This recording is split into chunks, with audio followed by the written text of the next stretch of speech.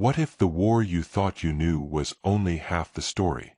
Hidden beneath the headlines and history books lies a darker truth, one filled with forbidden experiments, vanishing soldiers, and whispers sealed away for decades.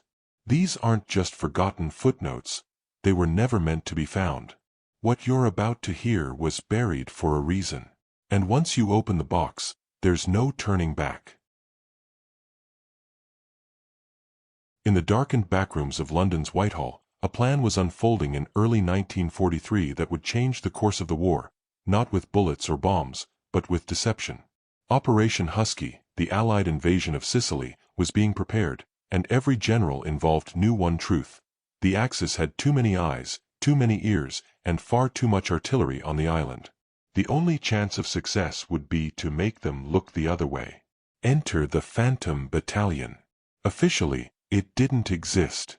On paper, it was a logistical support unit. No combat, no engagements. In reality, it was one of the most sophisticated misinformation machines ever devised. The unit's heart beat in the minds of two very different men: American illusionist Captain Calvin Ross and British acoustic engineer Major Nigel Eldridge. Both were eccentric, both were brilliant, and both believed that war could be fought with shadows. Their mission was simple: convince the German command that the main invasion would land not in Gela, where the real troops were preparing, but far to the west near Trapani. To do so, they built an army that wasn't there. The soldiers of the Phantom Battalion were mannequins dressed in spare uniforms, positioned in tents and foxholes under camouflage nets. Their tanks were inflated rubber shells, so realistic at a distance they fooled reconnaissance pilots. At night, the team rolled giant speakers into the hills and played recordings of engines revving, boots marching, and orders shouted in multiple languages. The piece de resistance came in the form of false radio transmissions.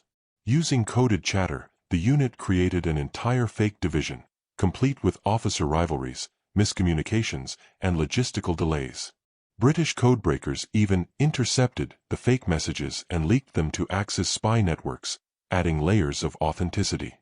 Captain Ross, who once sawed women in half on Broadway, now directed war theater. He walked the rubber tank lines every night, adjusting the lighting and shadows to look more natural from the air. "The night has eyes," he would say. "Let it see what we want." On the eve of the invasion, a German reconnaissance plane flew over the coast near Trapani and photographed what appeared to be a staging area for over 10,000 troops. Days later, General Albert Kesselring shifted 2 panzer divisions toward the west, weakening defenses in the real landing zone. The Phantom Battalion was a ghost army, but its illusion had real consequences. July 10, 1943. Allied forces stormed the beaches at Gela and Licata with far less resistance than expected. American paratroopers landed in confused fields, meeting disorganized German counterattacks. The beaches were bloody, but they held. Sicily was in Allied hands within 6 weeks. But the Phantom Battalion's story didn't end there. After the success in Sicily, the unit was quietly reassigned and renamed multiple times. They appeared in southern France, mimicking Patton's Decoy 1st U.S. Army Group during Operation Fortitude, fooling the Germans into defending Pas-de-Calais instead of Normandy. Still, it was in Sicily where their legend was born. Nigel Eldridge returned to Britain after the war and lived in obscurity, lecturing occasionally at technical colleges about acoustics without ever mentioning his wartime work. Captain Ross disappeared from public life entirely. Some said he returned to New York to run a traveling magic show under a false name. Others believed he stayed in Europe, working with post-war intelligence. The Phantom Battalion was declassified in 1997, but no complete roster was ever released. Many of its members, having signed lifetime secrecy pledges, took their stories to the grave. One photograph survives, a grainy black and white image of a soldier standing beside an inflated Sherman tank, cigarette in mouth, his face turned from the camera. The deception was never meant to be remembered. That was its brilliance. To this day, military strategists study the Phantom Battalion's tactics. The concept of psychological warfare owes much to their invisible hand. But to those few who served in its ranks, it was never about legacy. It was about lives saved. As one anonymous diary found in a London archive reads, "We were never supposed to fight. only to pretend. But sometimes pretending is the most dangerous duty of all.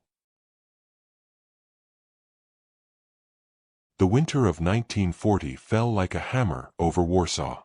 Cold, brutal, silent. Behind the newly constructed ghetto walls, nearly 500,000 Jews were crammed into a space built for 1/10 that number. Disease, hunger, and fear filled the air like smoke. But even in this darkness, whispers began to circulate, rumors of a secret network, of messages passed through bricks, and voices that broke through the Nazi silence. They called themselves Echo. The core of Echo was a group of teenagers led by Maya Lewandowski, a 17-year-old with fire in her veins and a radio hidden under her mattress.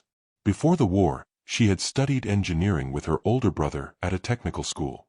When he was deported in a 1941 action, Maya made a vow to resist in the only way she knew how, through signal, sound, and stealth. Her first act of defiance came with a brick. Near Mila Street, she discovered a section of wall that had been hastily built with loose mortar. Inside, she hollowed out 3 bricks and lined them with paper, wax, and string, creating crude mailboxes. Soon, others joined. Students, couriers, and smugglers used the hollow bricks to exchange information, ration schedules, troop movements, underground press leaflets. The Nazis never noticed. To them, it was just a wall. But Echo had bigger plans. With the help of a former electrician named Jakub Friedman, Maya and her group built a hidden network of radio receivers smuggled in through bakery carts and clothing bundles. Wires ran through sewer grates and abandoned chimneys. The goal was to capture BBC broadcasts and rebroadcast them in Polish within the ghetto. Every Thursday night at 10 p.m., shortwave listeners inside the walls would hear the signal, 3 knocks, Morse code for V, the symbol of resistance, followed by the voice of Anila, a coded name for Maya. She would read summaries of Allied victories, speeches from Roosevelt and Churchill, and reports on German losses. It was hope, electrified. But Echo's most daring operation came in April 1943, during the Warsaw Ghetto Uprising. As SS troops stormed the ghetto with flamethrowers and tanks, Echo activated a hidden speaker system wired through a burnt-out tenement building near Zamenhof Street. Amid gunfire and screaming, the voice of Winston Churchill echoed in Polish over the ruins. "We shall never surrender." The psychological impact was immediate. German troops reported confusion and panic, believing resistance fighters had received Allied support. One SS officer wrote in his journal, "The Jews have radio. Impossible. A trap, perhaps. Our men hesitate." It wasn't a trap. It was theater, war played through static and speaker wire. Echo operated under impossible conditions.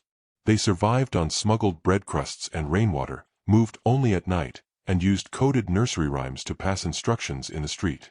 Every member memorized every route, every schedule, and every dead drop. They never wrote anything down. Still, betrayal came. In May 1943, an informant, a Polish Volksdeutscher trying to gain favor with the Gestapo, revealed the location of one of Echo's main broadcasting hideouts. Maya was in the middle of a transmission when the wall behind her exploded inward. Jakub was killed instantly. Maya ran, bleeding and barefoot, through alleys lit by burning homes. She was never seen again. Some say she died in the sewers. Others believe she escaped using the resistance tunnels that connected to the Aryan side. A few claim to have heard her voice weeks later on the underground radio in Krakow, but the signal was faint, the accent uncertain. After the war, the whispering walls were largely forgotten. The Polish People's Republic had little use for stories that didn't align neatly with state propaganda. It wasn't until 1984, when a British historian named Rachel Eldon uncovered a box of decoded BBC intercepts in a London archive, that the first confirmed transmission by Anila was authenticated. In 2003, construction workers in Warsaw found a sealed tin box inside a wall on Mila Street. Inside were 6 rolled-up pages of tightly written code, a rusted wire coil, and a note, asterisk, "The walls remember. Let the world never forget our voices." Asterisk. Today, there is a single plaque in Warsaw, half buried by traffic signs and posters.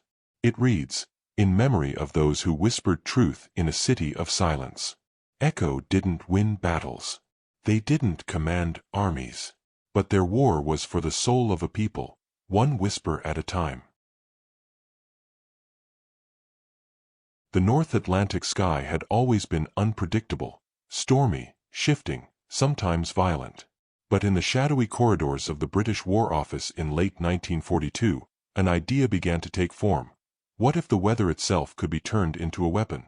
Thus was born Project Tempest. It began innocently enough, as an experiment in military meteorology. The Ministry of Defense had grown increasingly interested in long-range weather forecasting following disastrous amphibious operations affected by sudden squalls.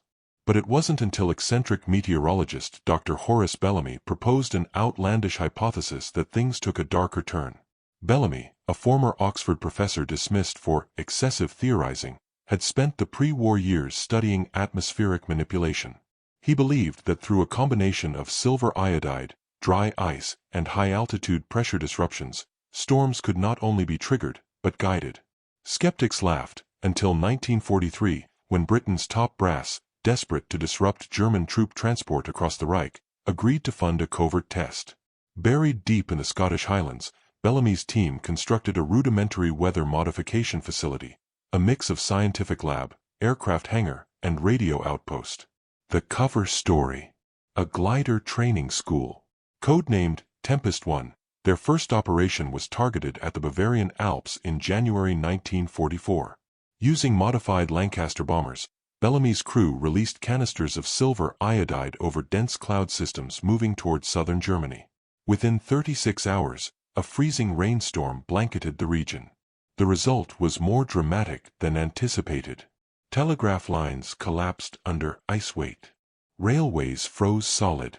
Supply convoys slid off mountain roads. An entire armored column was delayed 5 days en route to the Eastern Front. Bellamy was ecstatic. The military, though astonished, remained cautious. After all, how could they prove the storm wasn't a natural fluke? Bellamy responded with data, barometric pressure charts, wind flow simulations, and carefully documented control zones. In truth, much of his success still relied on luck, but the War Office didn't care. They had seen results.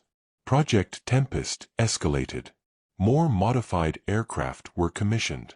Bellamy trained a cadre of young meteorologists and RAF pilots in weather engineering. Using radios and signal planes, they coordinated releases of cloud seeding agents into naturally forming storm systems. Areas of interest included the Rhine Valley, the Hungarian plains, and, most notably, northern France in the weeks leading up to D-Day. There are whispers, never confirmed by official sources, that Bellamy played a role in selecting the exact June 6, 1944 date for the Normandy landings. He reportedly advised General Eisenhower that a temporary break in the weather would allow for a narrow operational window, one the Germans wouldn't anticipate due to the apparent storm front. Indeed, the Germans had predicted heavy weather for days. Their coastal defenses relaxed slightly. Field Marshal Rommel left France to visit his wife. The Allies landed. After the war, Bellamy's name never appeared in the official histories of D-Day or military meteorology. His project was disbanded, and all physical records were ordered destroyed in 1946 following a suspicious fire at RAF Kinloss, believed to be the last storage facility for Tempest-related materials.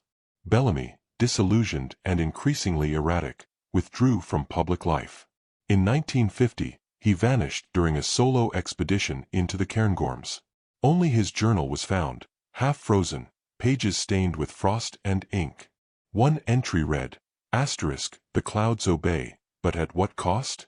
Have I unchained a god, or a devil?" Over the years, conspiracy theorists have latched onto Project Tempest, linking it to post-war American projects like HARP and cloud seeding operations in Vietnam. Some believe Bellamy was recruited by early Cold War powers. Others suggest he was silenced for knowing too much. Modern meteorologists remain skeptical. No surviving documentation conclusively proves Project Tempest succeeded beyond chance. And yet, internal declassified memos from Churchill's War Cabinet refer cryptically to aerial atmosphere modification trials and Bellamy's Bavarian incident. In 1998, a retired RAF pilot, speaking under anonymity, claimed he flew one of the original Tempest sorties over Salzburg. "We dropped the stuff into the clouds," he said. A day later, it was as if the sky went mad. Roads flooded, trains stopped. The Germans never saw it coming. But I still wonder, were we just lucky, or did we really move the heavens? Today, the ruins of the Tempest 1 facility lie hidden beneath moss and rock, somewhere north of Inverness. Explorers have found fragments of weather balloons, rusted aircraft parts, and a weather vane etched with a single word, *Stormbringer. Whether Project Tempest truly mastered the weather, or merely danced with it in moments of coincidence, remains one of the great unanswered mysteries of the war. But one thing is certain, when history turned on cloud and wind, it did so in the hands of men who dreamed of storms. In the Pacific jungles where language could kill and silence could save lives, a hidden unit moved like shadows between battle lines. Their names were erased from rosters. Their actions never made headlines. But their influence shaped the very rhythm of war. They were the Nisei interpreters, second-generation Japanese Americans recruited in total secrecy to operate behind Japanese lines. The world never knew them. Their families never received medals. But their war was fought not with rifles, but with voices. It began in 1942. Following the attack on Pearl Harbor, Japanese Americans across the mainland U.S. were rounded up and placed in internment camps. But in Hawaii, where Japanese Americans made up over a third of the population, internment was limited. There, and in several isolated cases on the mainland, the U.S. Army quietly scouted for Nisei recruits who could speak fluent Japanese. Not for translation. For infiltration. Unit 68N was born in a converted hangar at Schofield Barracks. Officially, the men there were classified as linguistic technicians. Unofficially, they were trained to impersonate enemy radio operators, interrogate captured soldiers, decode intercepted messages, and blend into Japanese-occupied territories. Each man in 68N signed an oath of silence. No one outside the unit, not even their commanding officers, would know of their existence. Their families believed they were janitors, translators, or cooks. Some never knew their sons had even deployed. The first mission was in the jungles of New Guinea. Corporal Tetsuo Tets Sakamoto, a UCLA literature major before the war, was a natural mimic. His instructors said he could replicate any Japanese dialect, from Tokyo formal to rural Kyushu.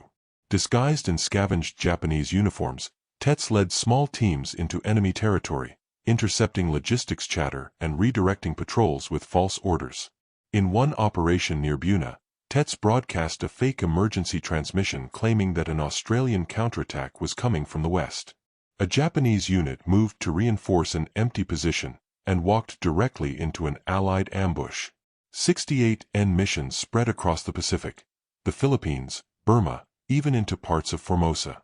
Sometimes they posed as wounded civilians, sometimes as surrendering soldiers, always under the risk of instant execution if captured. But their most delicate work came from behind a microphone. As the tide turned in 1944, Allied forces began intercepting Japanese radio communications from increasingly desperate garrisons. The military needed interpreters who could not only understand the dialects, but speak with cultural precision. A poorly chosen phrase could provoke suicide. A wrong tone might trigger panic. That's when the whisper broadcasts began. Nisei operatives, using captured frequencies, would pose as Japanese officers urging surrender. The messages were carefully crafted, respectful, layered with subtle military honor codes, and referencing true events, like the deaths of famous generals or distant battles. Sometimes they inserted family names and addresses, pulled from captured diaries, to remind soldiers of home. One such broadcast came from Sergeant George Tanaka, codenamed Lantern. On the island of Leyte, Tanaka addressed a surrounded Japanese battalion in flawless Fukuoka dialect. This is Major Oda. You have served with honor. Your sacrifice is known. Reinforcements will not come. To surrender is not shameful, it is survival for the Emperor's future. Within 12 hours, over 40 Japanese troops surrendered, many of them clutching rosary beads or photos of their children. But not all missions ended cleanly. In March 1945, a two-man team operating in northern Luzon was ambushed while trying to exfiltrate after delivering a false retreat order. One man, Private Ben Yoshida, was captured. Despite brutal interrogation, he never revealed his identity. He was later executed, buried in a mass grave, and marked as an unknown enemy collaborator. His dog tags were found in 1972, hidden beneath a false floor in a collapsed field hut. His name was finally added to a memorial wall at Punchbowl National Cemetery in 1993, 50 years after his death. As the war neared its end, Unit 68N's final operation came during the Battle of Okinawa. An intercepted message suggested that a Japanese regiment was preparing a last stand inside a hillside tunnel complex. Sergeant Tanaka and Corporal Sakamoto coordinated a 3-day whisper broadcast campaign, pleading for surrender. Only 17 men came out.